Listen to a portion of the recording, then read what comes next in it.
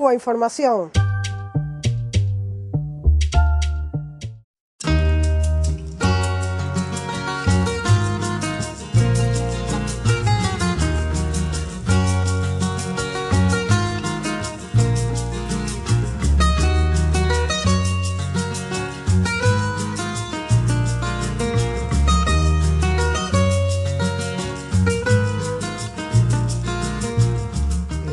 Me ha pedido que hable sobre manipulación de los medios de comunicación y dividiré en dos partes. Por una parte, lo que es la propia manipulación de los medios y por otra parte, cómo esto se expresa respecto a Cuba en la prensa española.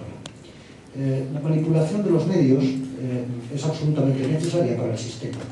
Nosotros vivimos en un sistema de control y como uno de los bases fundamentales de lo que es el sistema de control de los ciudadanos es el tener los medios de comunicación controlados y que los medios de comunicación a la vez controlen y manipulen a los ciudadanos. Es importante en el sistema político el controlar o el tener el monopolio del discurso. Si no hay un discurso contrario, no hay contrarios y por lo tanto todos estamos de acuerdo. Entonces, en esas técnicas modernas, actuales, que se utiliza una retórica, que se utilizan toda una serie de elementos, lo importante y lo fundamental es que la mayoría de las noticias que recibimos vienen de 4 o 5 fuentes, de las grandes agencias de publicidad, de las grandes agencias de noticias, y que por supuesto, además de esto, los medios están en muy pocas manos. Si pensamos en Ersan o en Berlusconi o en Rupert Murdoch, en toda esta gente que controla monopolísticamente la información general del planeta, nos damos cuenta de que en realidad los monopolios de la información se funcionan de dos maneras. Por una parte, el aportar el discurso propio y por otra parte, el ocultar el discurso de los otros. Es muy curioso, yo el año pasado di una charla también para Defensa en Cuba y me pidieron que hablara de la implicación de la prensa española respecto a Cuba, cómo veía la cosa, ¿no? Entonces yo me centré única y exclusivamente en el diario El País y compré a lo largo de todo el año 2010, compré todos los días El País y recorté todas las noticias que venían sobre Cuba. Así me encontré con 236 artículos y noticias que venían de Cuba. Imagínense ustedes 236 en 365 días. Es muchísimo. Prácticamente ningún país, excepto Estados Unidos, recibe tantas noticias como Cuba. Y es porque hay una política determinada para que Cuba salga continuamente en la prensa, en El País concretamente, y para que, de alguna manera, la imagen de Cuba quede vigilada, quede deteriorada, quede sesgada en una sola dirección. La dirección es la de siempre. Fidel Castro es un dictador, Cuba es una dictadura, etcétera, etcétera. Por supuesto, no se habla de los 5 para nada, prácticamente no se habla de los 5 para nada, y siempre en el artículo, si por casualidad en alguno de esos artículos se hablaba del bloqueo, se le suele llamar embargo, y siempre para decir que, hombre, que este es el sistema por el cual los de Fidel Castro siempre están diciendo que, claro, que echan la culpa al embargo, pero que en realidad no es así. En cualquier caso, si fuese así, si fuese el caso de que el gobierno cubano echase en contra al embargo y decir que eso es el problema que tiene, no habría más que levantar el embargo y ver cuáles serían las consecuencias que habría para Cuba. No hace mucho tiempo, algunas de las empresas españolas, como Repsol o como Meliá, se han encontrado con que la ley Helms-Burton les ha hecho obligar, porque la ley Helms-Burton es extraterritorial, es la ley en la cual los Estados Unidos prohíben comerciar con Cuba, ¿no es esto? Y por lo tanto, las empresas españolas están bajo vigilancia. Es asombroso que un país como los Estados Unidos haga esto. De todas formas, no debemos nunca olvidar, y es uno de los principales argumentos, que uno de los elementos fundamentales de la información, de la desinformación, es desligar las cosas. Se habla de 75, de no sé cuántos periodistas detenidos en Cuba y tal, y qué vergüenza y no sé qué, y nos olvidamos de que la mayor vergüenza que hay ahora mismo en Cuba se llama Guantánamo, y es una prisión norteamericana donde hay gente que llevan años sin saber de qué se les acusa, muchos de ellos incluso inocentes, como se ha demostrado. Por lo tanto, es muy curioso cómo la desinformación siempre es importante. Cuando yo vi todos estos artículos que salían sobre Cuba, me quedé bastante asombrado, porque las fuentes eran o bien de periodistas que estaban allí, el inefable Mauricio Vicent, con su peculiar estilo. Un día cuando hablé de esto, uno de directores del país me dijo, ¿y eso del peculiar estilo qué significa? Y le dije, hombre, todos tenemos nuestro peculiar estilo. Yo también tengo mi peculiar estilo. Y por lo tanto, Mauricio Vicent, Maite Rico, Juan José Fernández, Antonio Caño, las fuentes que se beben son el Miami Herald o bien The Economist. Es decir, es curioso cómo la fuente no viene directamente tampoco del gobierno cubano, sino que viene de Miami, lo cual es muy curioso porque, claro, evidentemente las noticias que vienen de Miami siempre son contrarias, ¿no es esto? Y por lo tanto, yo, que soy un avezado lector de periódicos, me puedo dar cuenta, pero la mayoría de la población no. Cuando se llega a la televisión, esto ya llega al máximo. En la televisión, Cuba no existe más que para decir que Cuba va. Es lo mismo que con Chávez en estos últimos casos. Da igual que Chávez haya ganado 3 referéndums y haya presentado un montón de elecciones y las haya ganado. Siempre que se refieren a él diciendo que es el dictador Chávez, ¿no? Y es una cosa que va calando en la gente. Claro, una información debería siempre ser una información contrastada, ¿no es esto? Yo digo lo que dice el Departamento de Estado americano y digo lo que dice el gobierno cubano, y cada uno que saque sus conclusiones. Pero nosotros nos quitan una parte y solo escuchamos lo que dicen los otros, ¿no?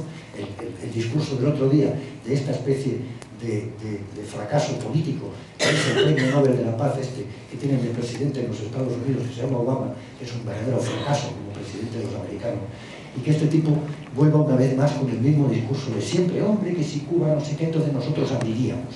Les voy a explicar una cosa bien sencilla. Yo tengo un hermano mayor que es profesor también, sociólogo, y que vivió muchos años en Estados Unidos y catedrático.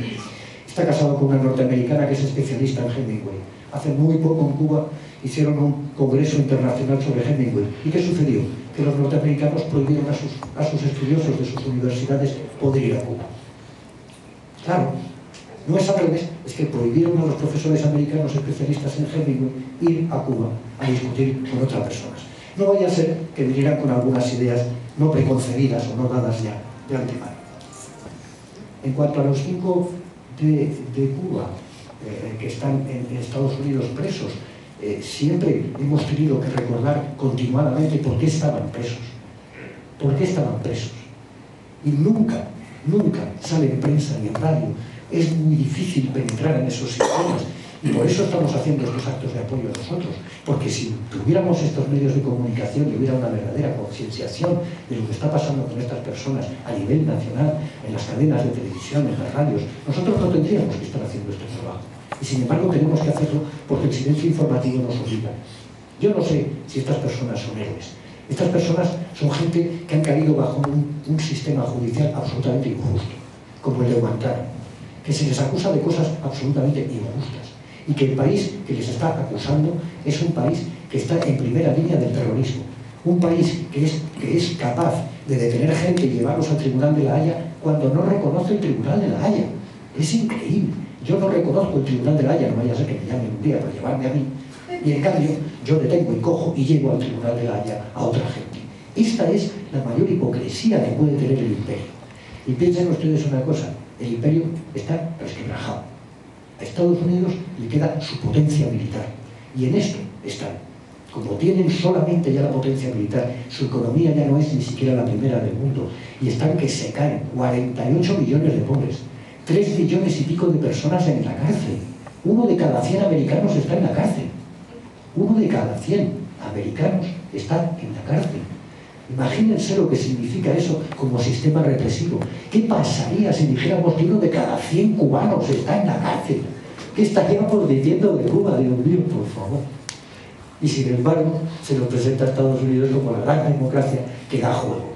Yo solamente recordaré que Fidel un día decía, ¿pero qué es la democracia? ¿Que haya partidos? Bueno, en Estados Unidos hay 2, aquí solo hay 1, tampoco es para echar cohete. Es decir, que tampoco es para tirar ahí muchas cosas, ¿no? Es importante darnos cuenta de cómo se originan las noticias y es importante darnos cuenta de que tenemos que dar la batalla de la información. La batalla de la información con nuestros propios medios, con nuestros pocos medios. Evidentemente, pues a mí no me facilita la llegada a los medios de comunicación las charlas que estoy dando. Como ustedes comprenderán, no soy de fiar. Y lógicamente, pues tengo que acceder al público que tengo. A mí si me llevara a la televisión española no vean ustedes lo que soltaría, ¿no? Pero claro, no te van a llegar, no te van a llevar, ¿por qué no? Ni a mí, ni a Carlos, ni a gente que tiene el discurso diferente, ¿por qué no te van a llevar? Es así de sencillo. Por lo tanto, como yo ya sé que no me van a llevar, yo hablo ya a calzón quitado, como me han hecho quitarme el cinturón, pues me quito el calzón y se me cae, entonces yo ya hago y digo lo que me da la gana. Yo creo que el pueblo español en general no solo está desinformado, sino que además vive en una feliz ignorancia, ¿no es esto? Si yo no hubiera leído el maravilloso libro de los manuscritos económico-filosóficos de Marx del año 1848, yo no me podría explicar qué es lo que está pasando con el pueblo español. El pueblo español, en ese libro, en manuscritos económico-filosóficos del 48, Marx habla de la alienación y dice: la alienación es precisamente que los trabajadores, que la gente estén luchando con el enemigo. Y por lo tanto, cuando tú ves que la gente trabajadora de nuestro país o los de Badalona y votan al PP y dices: adiós, ¿qué les pasa? Si yo no tuviera el concepto de alienación, no sabría lo que está pasando. Como tengo el concepto de alienación, sé lo que les está pasando. Están trabajando con el enemigo. Es curioso. Esto me recuerda, y terminaré con esto, esto me recuerda a mí muy peligrosamente los años 20 y 30, principios en Alemania. El partido nazi resurge de una enorme crisis que está basado en un voto popular porque va a dar trabajo y que además, como los españolitos de ahora ya por fin tenían unas personas sobre las que echar la mierda, los emigrantes. En este caso son los emigrantes, en aquel caso eran los judíos, ¿no? Ahora la culpa la tienen los emigrantes, no son los bancos, no son los chorizos que nos han mandado, ¿no? Son los emigrantes. Y este discurso sobre los emigrantes es preocupante, literalmente muy preocupante. Que en las cadenas de lo que antes era el cinturón rojo se esté votando al PP, y peor todavía, a la gente de Angola, es algo que clama al cielo. Por lo tanto, todo lo que podamos hacer en información respecto a esto es importantísimo. Yo no quiero decir más, muchas gracias por su atención y espero que las próximas voces me ayuden también a mí a continuar, porque no sabe uno cuando por las mañanas se levanta, a veces dice: ¿qué haré yo hoy para aguantar el día que se nos viene encima, ¿no? Esto nos ha pasado a todos, creo yo, ¿no? Y entonces agarras todo tu bagaje ideológico, te metes tu corsé ideológico y dices: aquí me las den todas. Muchísimas gracias.